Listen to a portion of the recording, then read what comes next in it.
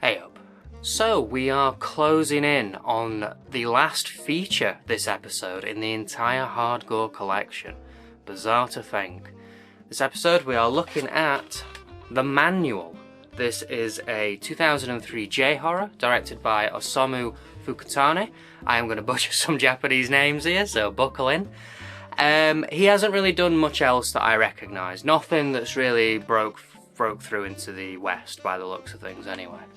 The film stars Nozomi Ando and Kei Hore, who were both in Gamera 3, which I've seen. There's also a few people who've appeared in some of the Grudge sequels and stuff like that. But the person I've probably seen in the most films is someone called Kenji Mizuashi. Now, this guy has appeared in Pulse, Taste of Tea, Funky Forest, and more recently Godzilla Minus One, which is an excellent film if you've not seen it. Well worth checking out. So, we've had a bit of a mixed bag with the J-horrors. One of them was a genuinely really good hidden gem that had me very entertained. The other one was a painful, cringy mess. Now, I hadn't heard of either of those two, and I haven't heard of this one either. So, who knows? I really like the artwork on this, so I'm hoping that this is good. But, let's find out, shall we?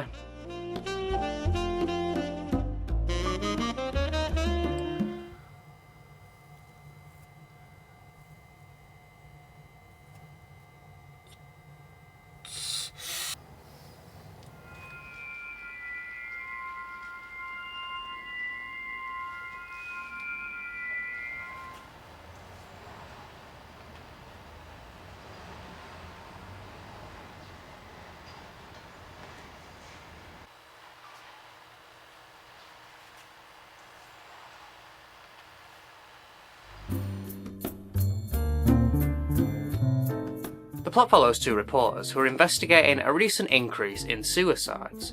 Their research leads them to an internet message board and a mysterious DVD with a bunch of offing methods on it. If you type on this message board and reach out to somebody called Ricky, you will land yourself a copy of this DVD, and you'll be invited to join a group of other people with similar intentions. But this DVD and message board might have a little more going for it than initially meets the eye. Maybe a supernatural element.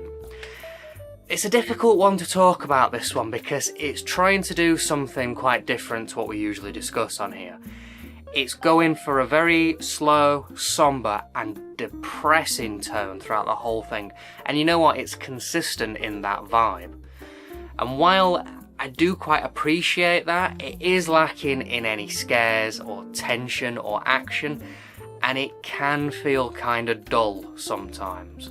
Now, it's only 86 minutes long, and I think that's a perfect little time for it to get its themes across and to explore what it wants to and such. But every now and then, you will find yourself just wanting just a little bit more from it, because it feels like it's got it in it, but it feels like it's just sitting in this style too much and restraining itself from really becoming something really special, I guess.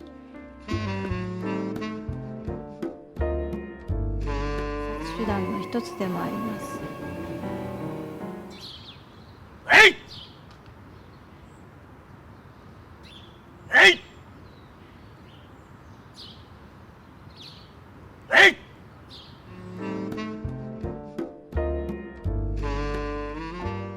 With this being a subtitled film, the acting is kind of hard to really comment on, but nothing really stood out to me as being absolutely terrible. There was a few lines here and there, but I feel like it might have just been how they were recorded that sounded a bit off. But yeah, for the most part it seems okay. The characters are a little dull though, they're a little bland. And I don't know if our lead guy was meant to be, so that we can sort of put ourselves in his shoes, or if I'm thinking too much into that maybe. But yeah, they all seem a little one-note, I guess, quite two-dimensional.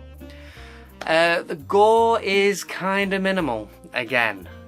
We don't see too much. The methods that are mentioned to us, a lot of them are like off-screen or obscured slightly. We don't really see much full-on. We do get some funny CG though, which I wasn't quite expecting for this film. And it's probably one of the best parts of it. It's definitely used in one of the most interesting sections. So the DVD shows you various methods, and it's your usual sort of fare, what you'd expect. But every now and then it comes in with these weird machines. There are two that are shown. It's called something just like generic, like suicide machine A, and then there's D as well. And they're these weird Geiger-esque mechanism machine things. And they're not fully explained, and they're really weird CG. But it kind of reminded me of like some of the analog horror sort of stuff. Which I liked those bits. I thought they were quite effective. I wanted more of them, to be honest, as well. But it does all ramp up to there's a nice payoff at the end for that, which I won't spoil. The tone is probably the most interesting element of this whole film. What it's trying to do with its sort of depressing nature, it's not afraid to really just slow down. And we have scenes where the camera's just lingering, looking at us, characters just like crying in a corner and stuff like that.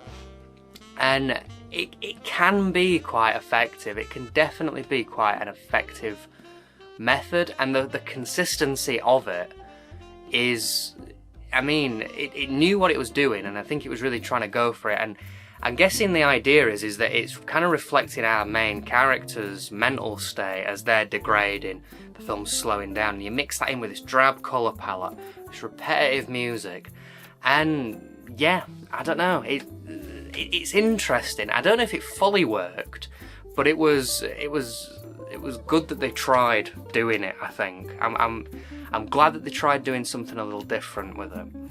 There are ghosts in this as well, but they're not really shown. They're not like, it's not like The Grudge where they're gonna jump out at you or, you know, creep you out or anything like that. The ghosts are more metaphor, I guess. They're the ghosts of people who've done the deed and are now trying to convince you to do likewise, basically. The whole film is apparently this sort of like anti-self-murder. Sorry, I have to use these stupid terms because YouTube hates the main word because YouTube's for babies apparently. But yeah, it's like an anti-self-murder vibe for it, and I feel like it was done with good intentions. How effective that has been, I cannot say at all, but it's an interesting thing to see. I was definitely intrigued by what it was trying to do.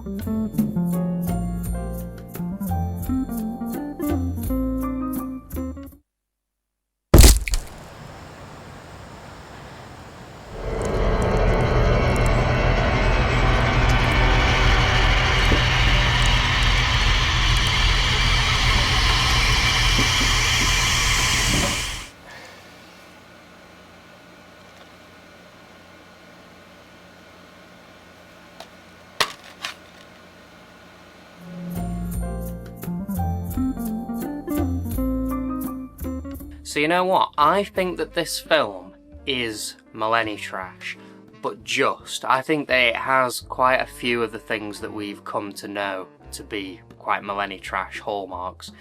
But it's only just in there. Let's go through some of what makes it millenitrash. So we've got the angst of the whole thing. It's more of a depressive angst than an angry angst, but I still think that it's very early 2000s. Then you've got the weird CG, which is of its time. You've got the whole theme of the film being sort of based around the concern for internet message boards and just online in general. Who you're talking to, what dangerous things are out there. Very of its time. And lastly, I'm pretty sure this was shot on mini DV. It looks very much like it was. It could just be the compression, I'm not sure. But right at the end, there is a mini DV camera in shot. So, and that was a nice little thing. So yeah, as you can see, there's a few things there It's not the most millenitrash thing in the world, but I definitely think that it's just fitting in that category, like just. So apparently this is based off a book with a similar sort of name by a guy called Wataru Surumuri. Again, the book kind of sounds like the DVD in this, where it just sort of goes through methods on how. Apparently it was a preventative measure, but people then sort of questioned if it actually is, or if it's just a list of how to do it, and it was quite controversial when it came out in Japan. But I do also want to bring up a 2005 J-horror called Suicide DVD, which is very similar to this. Now, I watched it a few years ago. That I didn't really know that these two were similar in any way. I didn't know. But looking at it now, that could easily just be a rip-off of this film, honestly. But I really liked the other one. I thought it was really good. So if you can hunt that one down, it's probably worth checking out. There was a sequel to this film called The Manual to Intermediate Level. Same year, different director, so they were really churning these out. From what I can see, the director hadn't really done much else either, to be completely honest. But yeah, so it did well enough to warrant a sequel. And I think by the looks of it, the reviews are sort of similar for this and the part 2. Yeah, they're kind of the same sort of vibe, I think. So, I have now covered 3 J-horror films, all of the J-horror films in the Hard Gore collection, and I think now would be a good time for a little ranking, don't you? So, at the bottom has got to be Tokyo Psycho. That was painful to watch. I really didn't like that film at all. It was cringy and bad. Then, this film, while I do like what it's trying to do, I don't know if it fully succeeds in what it's trying to do. And then right at the top has got to be Cursed, because I genuinely had a really fun time watching that film. If anything, watch Cursed. "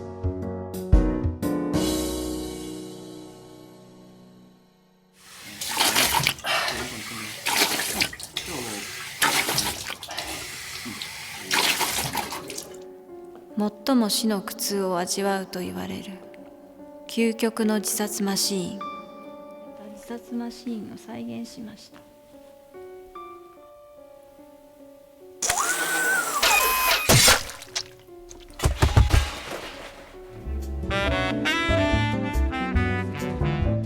Okay, time for the Goro Meter. How hardcore is this release?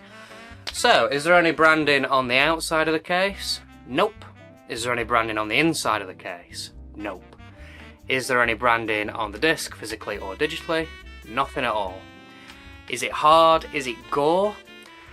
No. I'm going to say no for this one. I feel like it's trying to do something quite different with its sort of more depressive tone and its preventative nature. I feel like it doesn't really fit with the rest. It's not trying to have too much fun. It's trying to be a bit more dour and serious. And I guess you could say the same about things like Faces of Death, maybe. I don't know. I don't think that it fits with the hardcore films, though. I think it would feel a little out of place. Just a completely different vibe, to be honest. And lastly, is there any other evidence about this being hardcore? No, this is part of Screen World, an offshoot of Screen Entertainment, and as far as I can see, it's the only one that was Screen World. Even the other foreign films that we've covered haven't been Screen World. So, no other evidence there.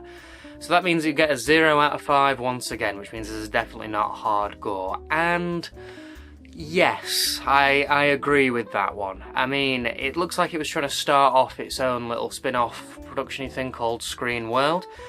If there are any more, please do let me know. I'd be fascinated to see. And also let me know about my ranking and my scoring for this one. Do you agree? Is it a 0? I think it's pretty firmly not a hardcore film. But who knows?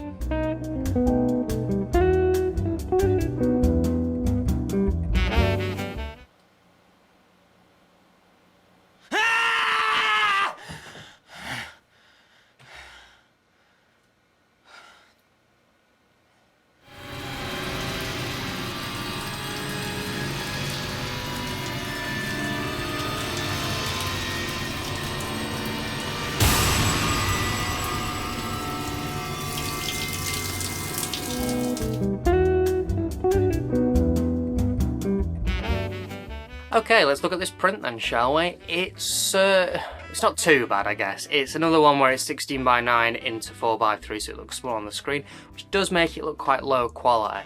And there are a few sound issues with it clipping now and again, but it's not the worst. It's watchable. It's just not ideal, I guess.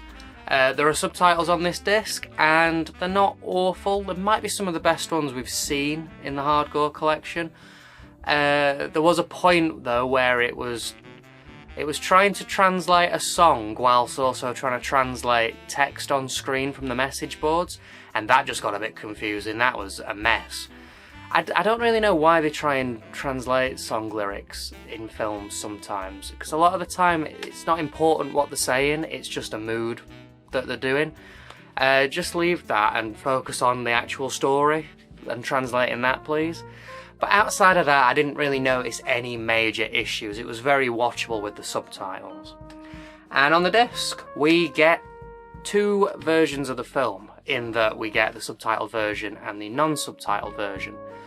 Then we get chapter select, we get two trailers, a UK trailer and a Japanese trailer. We get more hardcore, well not hardcore, more screen entertainment trailers. And lastly, we get a 5.5 minute long behind the scenes featurette. And it's another one of those that Tokyo Psycho did, where it removes all the audio from the talking heads and the people on set and all that and just puts a song in the background for the whole thing. Which, yeah, it's fine. Maybe it's a Japanese way of doing behind the scenes, I'm not sure. But once again, more special features. Like, it's nice to actually see that we're getting stuff. This back end of the Hard Gore Phase 2 stuff has been special feature central. It's bizarre, really.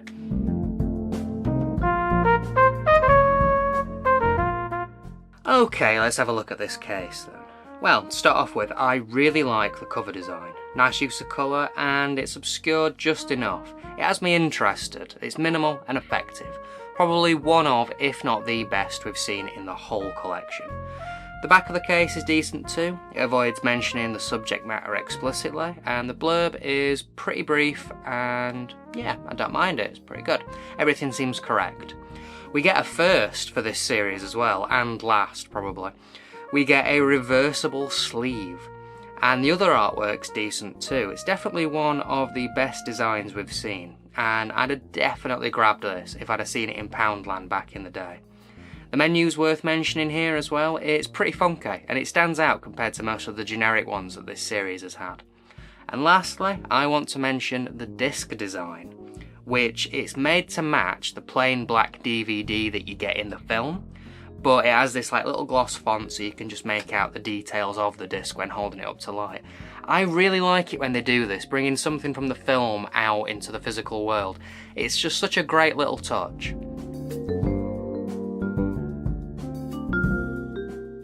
Overall then, I wanted to like this way more than I actually did, and unfortunately I'm sort of down the middle with it. It has a distinct and interesting and different style that I've not really seen done before to this extent, but unfortunately it gets a little bogged down within its own style, and it can become a little boring sometimes. And the low budget didn't help. I think if it had a little bit more money behind it, it might have just sort of pushed it to really realise itself, but yeah, unfortunately it's just a little, maybe the millenitrash angle's a little too much for it. Yeah, I wouldn't outright recommend this, but if you're a fan of J-horror, or there's something in this review that you've seen that's piqued your interest, maybe give it a look. If you're just coming straight off The Grudge or something like that, it's not gonna scratch that itch. But if you like a more somber film that is also a J-horror, this might be for you. And if you do watch it, let me know, because I'd be interested to know what you think. So, if you're in the market, this has really nice packaging, reversible sleeve, nice. The disc's cool, the menus are good, but the print does let it down slightly. I think if the print had been better, this would have been probably the best thing that Screen Entertainment have put out in the entire collection, really. But unfortunately, yeah, the print's a little iffy. And if you are going to buy one, now's your chance, because looking online there are a couple available and they're cheaper than I paid for it. When I bought this, it was the only one available on eBay and it was over a tenner, which is too much for this film. It really is, for a DVD as well. But I needed to know if it was hardcore or not, and it isn't. So if you want to grab one, now's your chance, I guess, because there's a few floating around, but it isn't essential, I wouldn't say. So, middle of the road, unfortunately, for the last feature that we're going to be covering, because next episode, we're going to be covering a bunch of short films, weirdly. What a weird way to end this off. Now, I have seen the Titles short film, the one that lends itself to the title. I haven't seen the rest though, so I remember enjoying the short film that I had seen though. I remember enjoying it.